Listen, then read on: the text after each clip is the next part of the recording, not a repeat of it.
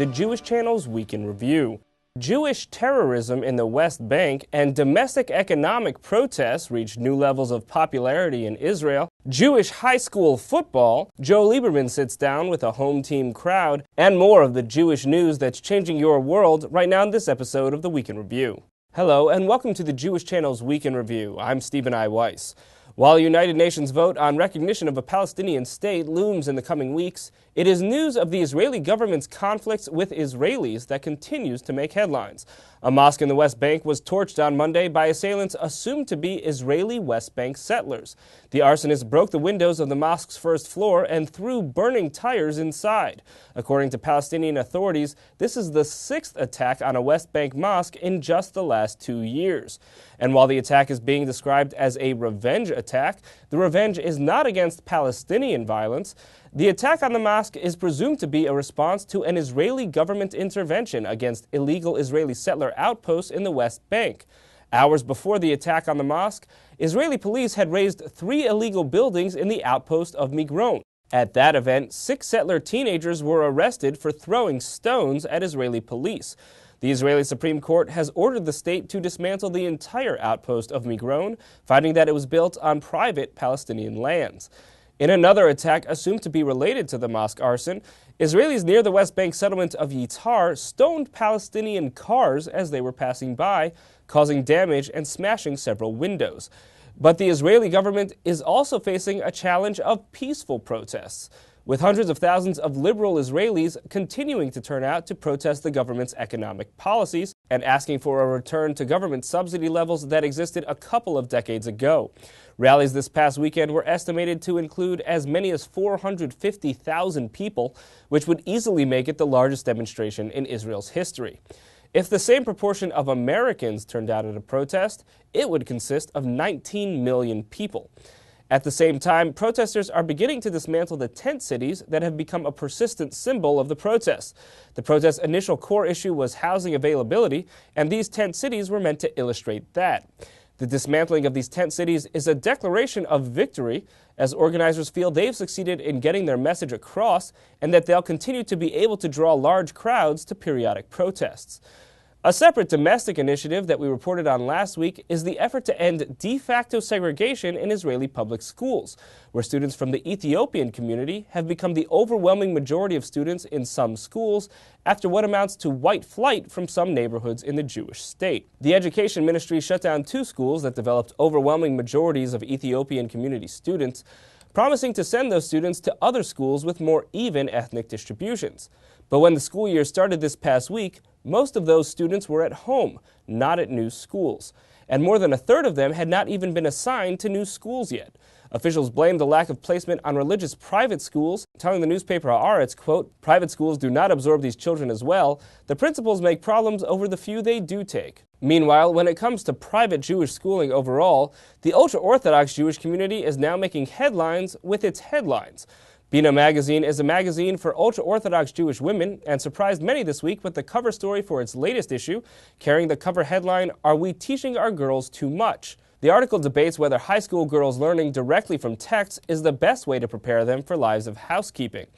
And while that's one topic one doesn't often expect to see addressed in Jewish schooling, another topic one doesn't often find in Jewish schooling discussions is tackle football.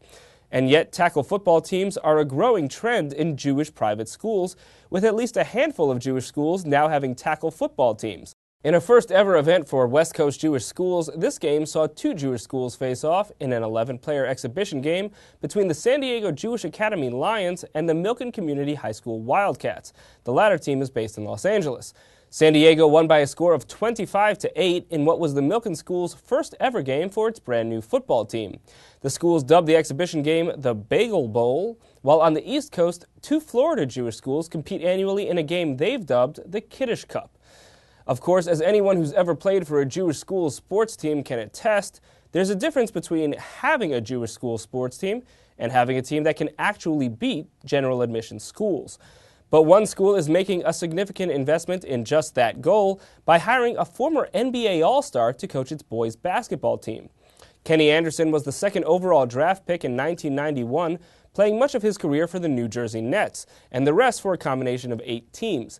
And now he's adding to his resume the position of head coach of the boys basketball team at the David Posnack Jewish Day School of Davie, Florida. The school has only 120 students, and the boys basketball team had a losing record of 10 wins and 11 losses last year. But while one Jewish day school is succeeding in NBA recruiting, recent attention has focused on Israel's successes in drawing NBA talent in light of the NBA owners' lockout of players. But Israel won't be getting its favorite basketball son back this year. Omri Caspi, the first ever Israeli to play in the NBA, had been in negotiations to play with Maccabi Tel Aviv during the lockout. But in a news item that brings us full circle with our lead story discussion of Israeli economic policies, Caspi announced on his Twitter feed that a deal would not be happening, saying the two sides met today and came to the understanding that the tax issues are too big. New reports suggest Caspi may play in France during the lockout.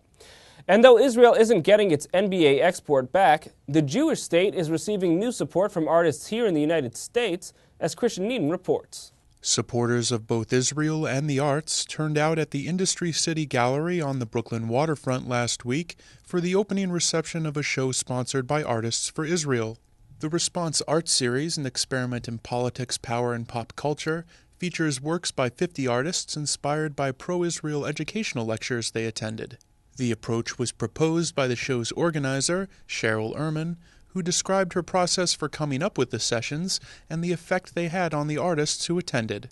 I went to some advocacy groups like David's Project, Stand With Us. When Malcolm Homeline did a presentation that was from 92nd Street Y, and later a podcast with John Batchelor. And then we had Alex Grobman, who wrote a book about the Palestinians' right to Israel, and he is from the American-Israeli Friendship League. And anyway, we had 5 lectures, and all the artists were asked to come to the lectures and then to use the lecture message as inspiration to create the artwork. And it was a little bit difficult at first because a lot of artists did not want to present themselves politically, and they didn't want to put themselves out on the line, their career. Artists for Israel President Craig Dershowitz described the content of the sessions. Attendees went to lectures where they talked about the political ramifications of current events as well as the historical rights of Israel to the land and to other competing claims for that land. Then we also talked about general broad topic concerns that are equally, if not more important, such as human rights and Israel's right to exist as a sovereign nation within its own borders, the rights of the Jewish people to exist. And so really, it's been as complex and as simplistic as that broad spectrum. Artist Richard McBee told the crowd how the sessions had inspired his depiction of the murders of 4 members of an Israeli family. The painting I painted was a painting I never conceived of painting until the organizer of this exhibition talked to me about the Fogel Massacre. The Fogel Massacre happened on March 12th of this year, in which 5 innocent Israelis were murdered in their home on Shabbos night. When we started to talk about it, it became clear to me there was no way I could not react to it by making a work of art. That's what all of these artists share. It's what all of these artists should be proud of. Ehrman also described the Israeli inspiration for her own work in the show.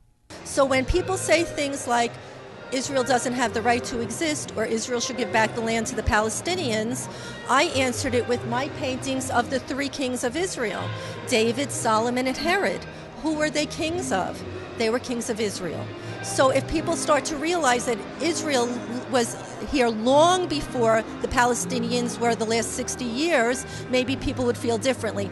One of those attendees who needed no convincing was the event's honorary host, former New York Mayor Ed Koch, who expressed why he so fervently supports Israel. Not that I ever intend to go on Aliyah or consider myself an Israeli. I don't. I'm an American citizen. I love this country. I owe everything to it. It allowed me to rise, to be a congressman, to be the mayor of the international capital of the world. But I know that when the world was engaged in seeking to kill the Jews, led by Adolf Hitler, but he was not alone. He had friends out there. There were no nations, including our own here, willing to take all the Jews. To see more from the Response Art Series and to hear more about Artists for Israel, please tune into the full broadcast edition of the Week in Review. Thank you, Christian. Another prominent supporter of Israel is Senator Joseph Lieberman of Connecticut. Lieberman is best known for being the Democratic vice presidential candidate in 2000 and for turning to Orthodox Judaism in his adult life, as well as for distancing himself from the Democratic Party over the past decade. All of these items make him a perfect match for an Orthodox Jewish audience at Yeshiva University, as Rebecca Honig-Friedman found out. Senator Joseph Lieberman of Connecticut packed the house at Yeshiva University's Lamport Auditorium last week, drawing a crowd of about 1,000 students and other community members for an intimate conversation with YU's Rabbi Dr. Meir Soloveitchik. Lieberman offered an optimistic note for the Orthodox students as they enter the real world. What I want to say to the students is, based on my experience, my life, in this country, at this moment, and I believe throughout your lives, you will never have to choose between living a Torah-observant life, following halakha, and your secular professional career ambitions, no matter how high or what they are. And that's despite a lack of knowledge about observant Judaism, something that Lieberman hopes to fix with his new book, The Gift of Rest, Rediscovering the Beauty of the Sabbath. I think mostly people in the general society know what I don't do, what we don't do on Shabbat. I don't think they know what we do. But Senator Lieberman also admitted that his motives went beyond simply describing Sabbath observance to the public. I'm also trying to make a larger point here and trying in my own senatorial way to be Makar of people who read the book, to bring them closer and in, both Jews and non-Jews, to come back to observance. Senator Lieberman, whose daughter and sons-in-law are alumni of YU, seemed at home and at ease during the discussion, and at one point expressed his appreciation for an audience that understood his Jewish references, telling about an interaction he had with Sarah Palin, in which he shared with her a Dvar Torah from longtime YU Rosh Yeshiva Rabbi Joseph Soloveitchik, the author of The Lonely Man of Faith. Right. This is what Rebbe Lichtenstein, I think, referred to as the episode of the lonely hockey mom of faith. This is one of the few rooms in America where I could say that and get a laugh, right? Sharing the rest of that anecdote, Lieberman explained he'd been asked by the McCain campaign to help prepare Palin for the vice presidential debate, and things weren't going well. She was just off that day, and I could see that the McCain people were getting really nervous. So there's a guy named Steve Schmidt, who's one of the campaign managers, and he says, "Senator, you got to go in there and talk to her because you have something in common with her that none of us have." I said, "What's that, Steve?" "You're both religious. Go in there and pray with her." I said, "Well, I'll go in." So I wasn't going to pray with her because I hardly knew her, but so, you know, it was like a second date, you know, it was too. So anyway, I go in and say, "How are you?" And she said, "I'm having a bad day." And she was unhappy with people who were managing her campaign for Senator McCain, blah, blah, blah. And I said to her, "You know, I know you're a religious person and you're here for a reason." And then I said, "You know, I've just been reading a book." I fibbed a little bit there because I had read the book quite a while ago. But it was in my mind, and because I had talked to her about destiny. Anyway, I spoke to her about, as Rav Soloveitchik does, about the covenant of fate and the covenant of destiny. Long story short, that the covenant of fate being what we are, the covenant of destiny, what we are to make of ourselves. And she was really quite taken with it, very responsive. And she did pretty well in the debate, too. So she did well in the debate, and I give all the credit to Rav Soloveitchik. Excellent. Excellent. For more from Senator Lieberman on balancing his religious observance with his public service, tune into the full broadcast version of the Week in Review. That's all for this week. From all of us here at the Jewish Channel, be well. The Jewish Channel is available on cable. Time Warner Cable Channel 528, IO Optimum Channel 291, RCN Channel 268, Bright House Channel 330, Verizon Fios Channel 900, Cox Channel 1, Frontier Communications, and now on Comcast Cable in the on-demand menu under Premium Channels. For more information, visit tjctv.com.